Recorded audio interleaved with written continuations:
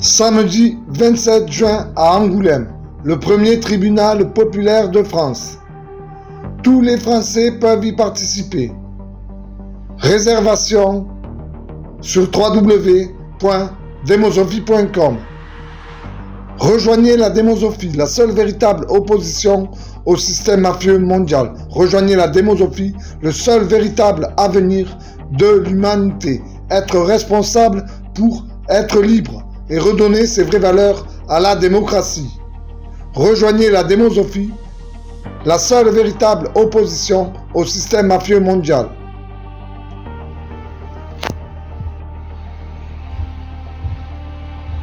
Depuis 2019, les Français en désaccord avec le système politique se sont constitués en ministère public.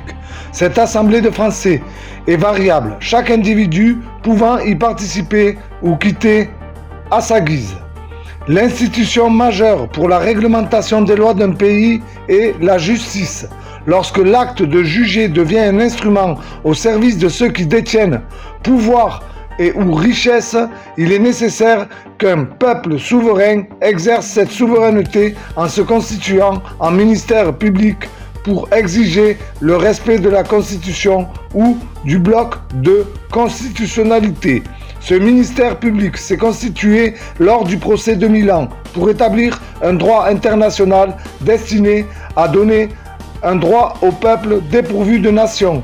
Durant ce procès, un grand nombre d'anomalies juridiques furent mises à jour, incitant les participants à créer un modèle d'institution judiciaire non corruptible par le pouvoir. Ces tribunaux, dénommés cours légitimes, ont dénoncé dès cette première session une institution judiciaire française violant les règles du bloc de constitutionnalité qui place la Déclaration des droits de l'homme et du citoyen au sommet de sa hiérarchie et établit la souveraineté du peuple. Le président fondateur de ce mouvement en faveur de ces droits humains a été abusivement interpellé et incarcéré, ce qui a donné lieu à l'ouverture d'un premier tribunal populaire chargé d'en juger. Après des débats publics animés, ce jugement se conclut par l'ouverture d'un nouveau débat. À la première question, dans un pays dit démocratique, une opposition au système gouvernemental est-elle légitime? La réponse de ce ministère a été oui à 89%. La Déclaration des droits de l'homme et du citoyen garantit le droit à la liberté d'expression, mais la justice républicaine limite ce droit par la censure médiatique, la saisie des ouvrages et ou articles et le droit à l'incarcération de l'auteur, comme la Déclaration des droits de l'homme et du citoyen garantit le droit de manifester, ce que confirme le Code pénal en protégeant ce droit par des sanctions envers ceux qui tentent de l'interdire, ce qui n'empêche pas le pouvoir d'interdire ce droit et d'ordonner à la justice de ne pas respecter le code pénal en ne condamnant pas les délinquants. Ces quelques exemples, parmi de nombreux autres, montrent qu'une opposition est très nette entre une justice reposant sur les droits humains et une justice commanditée par le pouvoir.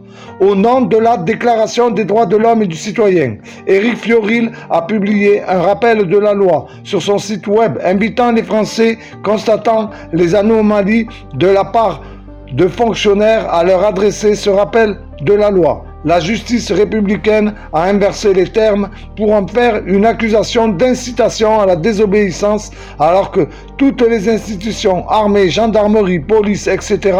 comportent en leur texte législatif une clause précisant qu'il est de leur obligation de désobéir à des droits illégaux ou illégitimes.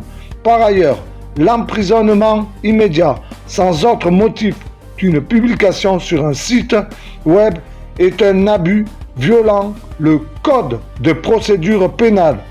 Cette opposition entre la Déclaration des droits de l'homme et du citoyen et les lois de la République des politiciens rend très inconfortable la situation des juristes qui ne peuvent que constater ces violations du droit. Plusieurs avocats ont subi garde à vue et diverses formes de pression. C'est donc à 94% que les Français sont favorables à une institution judiciaire définie et basée sur la Déclaration des droits de l'homme et du citoyen. Tous les Français doivent pouvoir confier en leur système judiciaire. La situation actuelle est plus proche d'une France sans loi, livrée au bon plaisir d'une institution, suivant les diktats des politiciens sans se préoccuper de leur légitimité ni même de leur légalité, ce que de nombreux juristes ont dénoncé. Ce bloc de constitutionnalité est structuré hiérarchiquement à partir de la Déclaration des droits de l'homme et du citoyen de 1789, dont les éléments postérieurs doivent découler et non s'y opposer. Le préambule de 1946 est lui aussi régulièrement bafoué, ne serait-ce que par les privatisations de grandes entreprises. Par ailleurs, la simple logique veut que toute modification de la Constitution soit soumise à l'approbation du peuple. Suite à ce procès qui établit clairement la culpabilité d'un procureur de la République, il fallait déterminer s'il s'agissait d'un cas isolé ou d'une mainmise du pouvoir républicain sur l'institution judiciaire. Les différentes manipulations des politiciens sur la Constitution durant ces dernières décennies, sans jamais avoir soumis à l'approbation populaire les changements effectués, met en évidence le caractère dictatorial des dirigeants qui se comportent comme des patrons du peuple et non comme une émanation de celui-ci. Pour toutes ces raisons, ce ministère public considère urgent de réviser le bloc de constitutionnalité, d'en rétablir la hiérarchie et de forcer le régime républicain à le respecter, en conformant les lois républicaines avec la Déclaration des droits de l'homme et du citoyen, afin que le système judiciaire ne puisse plus négliger cette loi des lois et en admettre le principe fondamental, la souveraineté du peuple. C'était en juillet 2022. Voilà la première intervention de ce tribunal populaire de France proclamé le 18 juin 2022.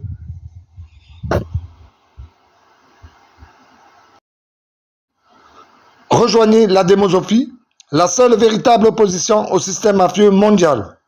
Rassemblons-nous au-delà de nos différences et montrons ce qu'est un peuple. Vive la France des hommes et des femmes libres.